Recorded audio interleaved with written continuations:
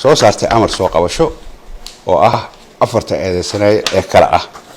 Khadar Cabdiraxmaan Maxamed Faroole eedeysanaha koowaad Xasan Shire Cabdi Abgaal eedeysanaha labaad Maxamuud Warsame Faarax Shiddo eedeysanaha saddexaad Maxamed Jaamac Faarax Leysarka loo yaqaano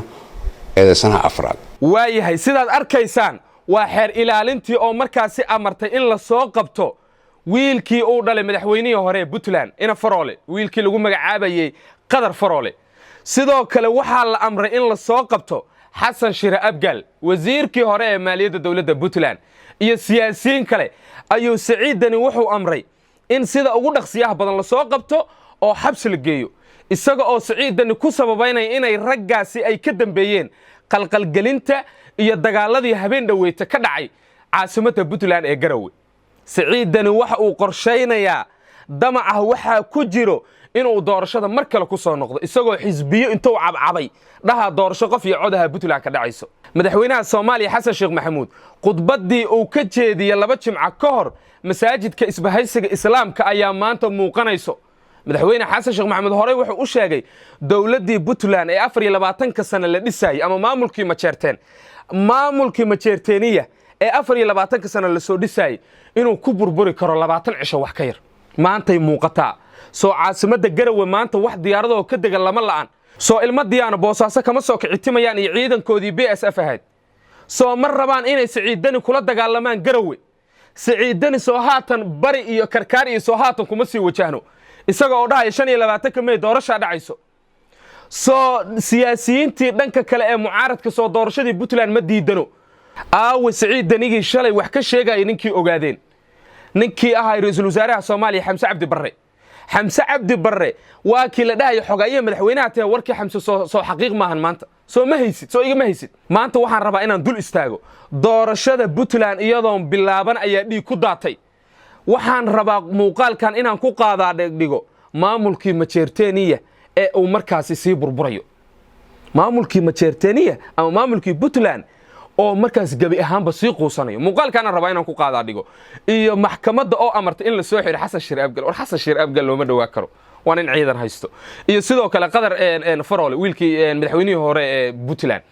Faroole wiilkiisi ay waxay maxkamaddu amartay oo Saciidani waliba beejkiisa uu ku soo qoray in la soo xiro marka qodobadaas ayaan rabaa inaan muuqaalkan ku dul istaago aan ka codsanayaa YouTube-kan dadka cusub tahay inaad subscribe saarato oo aad ka mid noqoto saaxiibada halkan igu weheliya muuqaaladeedana hela gambaleelka furo si aad muuqaaladeeda u heshid sidoo kale muuqaalkan waxaan ka codsanayaa inaad like saarto si uu saaxiibo fara badan u gaaro haddii aad awoodidna sii share garay qaybta hoose ee commentiga hadalkii madaxweyne Xasan Sheekh Maxamuud oo 2 isbuuc ka hor masaajidka isbahaysiga islaamka ka jeediyay maanta ma muuqataa hadalkaas hadaadan ogeyn anaa ku xasuusinaa madaxweynaha wuxuu yiraahday dawladii Puntland ee 24 sano la cabcabayay oo la soo dhisay oo ku fayda oo dhaqaale wax walba lagu bixiray 20 cisho ku burburi kartaa soo dhawaada mar kale waayahay sida aad hordhaca muuqaalkayga ku daawateenba maamulkii majeerteeniya ay ka taaganta ninkii Saciidani ahaa Saciid calooshiisa la ciyaare waxa uu rabaa siyaasiyiintii mucaaradka inuu gacan biro ku qabto war wadankan ninkii ugu awooda badnaa ee wadankan Soomaaliyeed barro u ahaa afweyna dad Soomaaliyeed xukun jeclaysi macnaha xog ku xukumi waay fiiri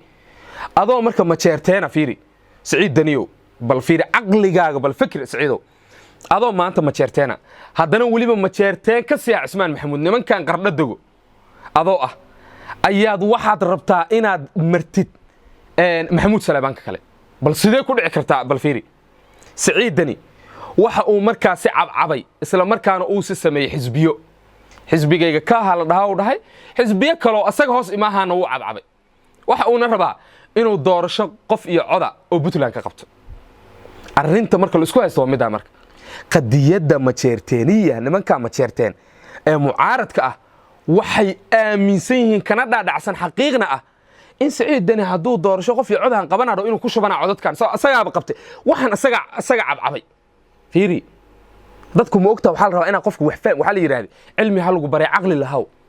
cilmiga lagu sheegay aqliyaad wax ku fahmi kartid yeelaa la Soomaali hore u maamaaday Soomaali maamaha waa dhameeday saaxib marka Saciidani wuxuu rabaa aqligiisi in asaga wuxuu cabcabtay oo la yimaado fagaara 25 kan uu dhoo fiiri odayaashii guurtidii dhaqankii mucaaradkii maxaa la dhihi jiray ciidankii ilma diyaano hal qof oo siciidani doorashadan uu walwalaaqa fiir suugadan waa suuga dalac bilaasha siciidani waxay u saaran tahay waxay u saaran yahay kii dabka u saaran yahay dalac bilaashkan uu siciidani walwalaaqayo qof bili aadan oo maanta rabtaa lama arko shacabka Puntland waa shacab wax fahma waa shacab 24 sano dawlad ahay fiiri waa dad ilbaxo wax fahma nimankan ma jeerteen siciidana marka damaciisa waxa wadaa xisbigiisa ka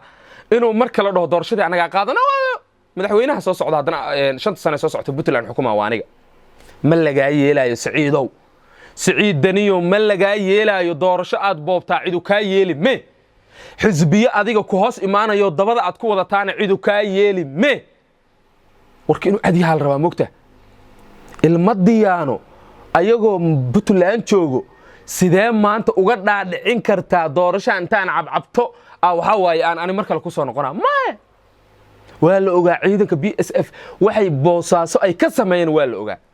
adoo ciidankaaga madaxtooyada soo watay adoo dadka jufadaadii oo dhan soo wato adoo wax walba soo wato war ilma diyaana qabiilka ka soo jeedaana waa kugula jiraan waa isku jufaatihiin dagaal iyo awood iyo xaniyana wax uga qaadi maysid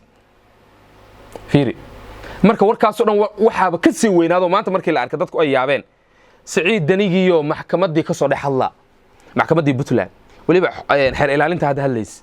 waxay leeyihiin waa in la soo qabtaa ay leeyihiin xasan shire abgaal wasiirkii hore warfaafinta Puntland waxay sidoo kale dhaheen waa in la soo qabtaa ay dhaheen qadar cabdiraxmaan faroole waa la soo qabtaa ay dhaheen haye waa la soo qabanaa marka sug waa la soo qabanaa adi waxay sugtaa waa in lagu soo qabtaa sug daniyo beeri waxyaabaha la yaabkooda bil aadanka u yeelay hadda day maalin lootaan waxa arkay maxkamadda cadaaladda adduunka ICJ baa waxay dhahdeen waa in la soo qabtaa ay dhaheen oo si degdeg lagu soo qabtaa ay dhaheen madaxweynaha Ruushka Vladimir Putin waa in la soo qabtaa ay dhaheen fiiri macnaha qofka samarku aqriyay markii la dhaho waa in la soo qabtaa maxkamadii way ku qorantaa meeshan waa in la soo qabtaa laakiin waa qof ma isma dhihin waa tuma cidda awoodda u leh in intay Moscow tagto Ruush ay soo qabato madaxweynaha Ruushka oo ah nin badraan oo kibir badan oo awood badan fiiri marka maxkamadii cadaaladda adduunka warqadii soo saartay iyo warqadan maanta ka soo baxday Puntland waxay isdheeriyiin anu ma arkaba walaalayaalo haddaad aragtid ku ay sheegi kartiin sababta warqadan waxa ku qoran siyaasiyiin waaweyn oo Puntland wax ku laho ciidan haysto hubeysto saanad haysto ay leeyahay la soo siciidani hal soo qabto fiiri hadda nimankan afartan nin oo la magacaabo leeyahay la soo qabto maxkamadan waxay leedahay waxa lagu eedeynayaa oo macnaha eedeysanayaal ay ku yihiin inay ka shaqeeyeen qalqalgelinta iyo amni darrada caasimadda Puntland ee Garowe maya xasan shire abgaal iyo ina faroole waa dad la yaqaan iyo nimanka kale waa dad la yaqaan waa siyaasiyiin rabto inay samata bixiyaan xaaladan cakiran ay ku jirto Puntland waa siyaasiyiin raba inay dadkooda iyo deegaankooda iyo dalkooda ay wax u qabtaan marka siciidaniyo calooshaada weyn markaad habeenkii seexato ee aad saas caloosh u fiirido ma waxay ku tustay inaad tiraahdo xasan shire abgaal hal soo qabto iyo ina faroole ma dhacayso ha sugin fiiri waa ala cashaas oo tima ka soo baxaan fiiri ala cashaas tima ka soo baxaa hadaan dhaho ka war not possible ha sugin macnaha taas iska dhaadhicin aan u soo noqdo marka qodobkii madaxweynaha Soomaaliya ee 2 isbuuc kor uu ka dhawaajiyay madaxweynaha Soomaaliya horta waa nin xog badan hayo waa nin wax badan daraasaad fiican sameey karo ninku aqoon yahan waxa uu haystaa PhD holder madaxweynaha Soomaaliya yar maahan waa PhD holder uu jooga darajo sare uu jooga ma fahanti madaxweynaha Soomaaliya 2 isbuuc kor wuxuu sheegay waliba masaajidka isbahaysiga islaamka ee filada ku yaala wuxuu ka sheegay in Puntland 24 sano wixii ay soo dhisayeen 20 cisho gudahood ay ku burburinayaan nimanka ma jeerteen maantay muuqataa hal qodob u muuqataa fiiri madaxweynaha Soomaaliya Xasan Sheekh Maxamed markuu warkan sheegay Puntland wax buuqa gaara kama taagneyn Garowe dad kuma dhiman Garowe la isku ma dhex dagaalin aqliga inuu shaqeeyal raba mugta maxaa mar Garowe ka dhaca fiiri habeen dhawt Soomahan ciidan soo lagu malayn Garowe soo eelaboorkii ma xirmin soo wadooyinkii Garowe ma xirno maanta Garowe ma ka digi kartaa adan ku weydiiyaa su'aash garoonka Garowe ee diyaaradaha ma ka digi kartaa may nimankan ma jeerteen 24 sano waxay soo cadcabayeen waa u dhamaatay fiiri siciidanigan hadda madaxweynaha sheegana qadiyada hartinimo waxa uga qiimo badnaata fiiriya بوينت يران كاتوسا waxa uga qiimo badnaata kursiga uu ku fadhiyo fiiri waa ku sababaynaya sababtu waxay tahay ciidankii Puntland ka tagay ee ku sugnaa jiida hore ee dagaalka waliba furunta hore ee Dhabansaar ee duleedka Laascaanood shalay uu amro ku soo baxay waliba habeen hore ayuu ciidanka amar siiyo ana soo baxdiin u dhax Puntland waa kaasa ciidankooda maanta mushaar qaadamayaan ayaga isbaara dhigana waa isbaabiinayaan waa islaynayaan fiiri marka ciidanka amr in Puntland ay dib ugu soo noqdaan oo ay Garowe yimaadaan maxay Soomaaliland marka argixisada maxay sameeyaan SNM ilaa in kaara ku riday deegaankii Dhabansaar iyo furmihii laga soo baxshay waxay in u soo dhawaadaan isku dayeen inkastoo wiilashii dhulbaanta ay shalay markaas darbaxyo xoogan ay kala kulmeen marka Puntland waa nothing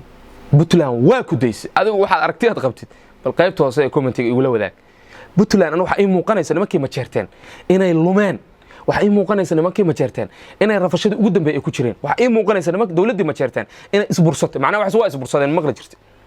ani sidaas aan arkaa adigu aragtida waxay tahay qaybta hoose ee commentiga igula wadaag soo saartay amar soo qabasho oo ah afarta eedeysanaye ee kala ah Khadar Cabdiraxmaan Maxamed Faroole eedeysanaha koowaad Xasan Shariic Cabdi Abgaal eedeysanaha labaad Maxamuud Warsame Faarax Shiddo eedeysanaha saddexaad Maxamed Jaamac Faarax Leysarka loo yaqaano eedeysanaha afraad